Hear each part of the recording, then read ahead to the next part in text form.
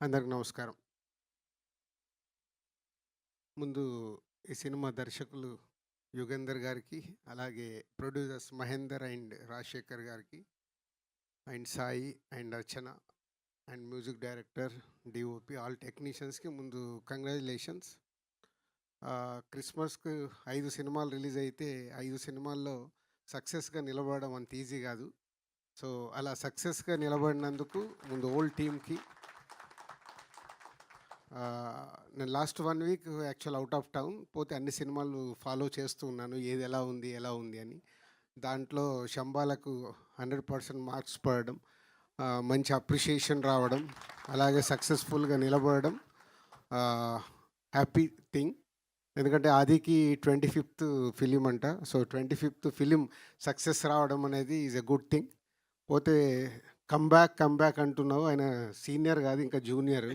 Seniors సక్సెస్లో వెనకబడి వచ్చినప్పుడు వాళ్ళని కమ్బ్యాక్ అనాలి. సో కరెక్షన్ చేసుకోండి, ఎందుకంటే ఇంకా చాలా ఉంది. ఇంకా 40 ఏళ్ళు పని చేస్తాడు, అలా నాన్న 50 ఏళ్ళు కంప్లీట్ చేశాడు, అది ఇంకా మినిమం 40 years కంప్లీట్ చేయాలి. సో బొమ్మరిల్లు సినిమా తీసినప్పుడు ఇప్పటికీ నాకు రవి విజిల్ కొడుతున్నాడు. సో బొమ్మరిల్లు ఫాదర్ గురించి తీశారు అని చాలా ఫ్యామిలీస్లో 20 years బ్యాక్ తీసిన సినిమా చాలా చేంజెస్ తీసుకొచ్చింది. నిజంగా బొమ్మరిల్లు 2 తీయాల్సి వస్తే సాయి కుమార్ గారు ఆది వాళ్ళ స్టోరీ పెట్టి తీయాలి. అంటే ఒక కొడుకు గురించి, కొడుకు సక్సెస్ గురించి ఒక తండ్రి పడే తపన అది మామూలుది కాదు. సో దానికే సాయి కుమార్ గారు అంటే బ్యాక్ బోన్. అంటే కొడుకు యాక్ట్ చేస్తే ఆ సినిమాలో పనిచేసిన మీ అందరికీ బ్యాక్ బోన్ అయ్యాడు, కొడుకు ఒక్కడికి కాదు, సో హోల్ సినిమాకి. సో తనకున్న relations, is a nice man, అందరితో బాగుంటాడు. సాధారణంగా ఇండస్ట్రీలో అందరితో బాగుండడం కుదరదు, బట్ సాయి కుమార్ గారికి ఒక్కడికి చెల్లింది, అందరితో బాగుంటారు, అందరికీ ఈజీగా యాక్సెస్ ఉంటుంది. సో అలాగే నాకు మార్నింగ్ చూస్తే బ్రేక్ఫాస్ట్ చేస్తున్న టింగ్ అని మెసేజ్ వచ్చింది. సో అన్ని నేను ప్రోమో, ఇది లాంగ్ బ్యాక్, దీని ప్రోమో ఫస్ట్ రిలీజ్ అయినప్పుడు సాయి కుమార్ గారు పంపించినప్పుడు చూసినప్పుడే చెప్పా all the best, is looking good అని. సో అలాగే సినిమా కూడా బాగా అయ్యి సక్సెస్ అయినందుకు మీ అందరికీ thank you. So not easy, ఈ రోజుల్లో ఒక సినిమాని ప్రేక్షకులని సాటిస్ఫై చేయడం అంత ఈజీ పని కాదు.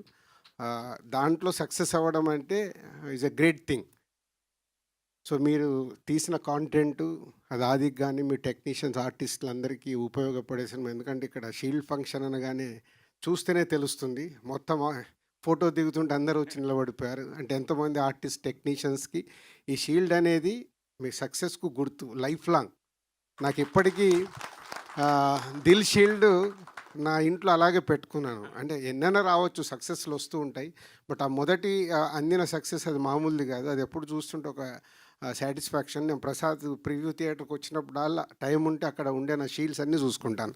అంటే ఒకసారి మెమోరీస్, ఆ షీల్డ్స్తో దొరికే మెమోరీస్ అవి లైఫ్లో రేపటిది మర్చిపోతూ ఉంటాము, కానీ షీల్డ్ మన కళ్ళ ముందు ఉంటే ఆ సినిమా ఎప్పుడు మనకు గుర్తుంటుంది. అదే ఈ shield function. So congratulations and all the best. Thank you so much sir, thank you very much. I think ఆది గారు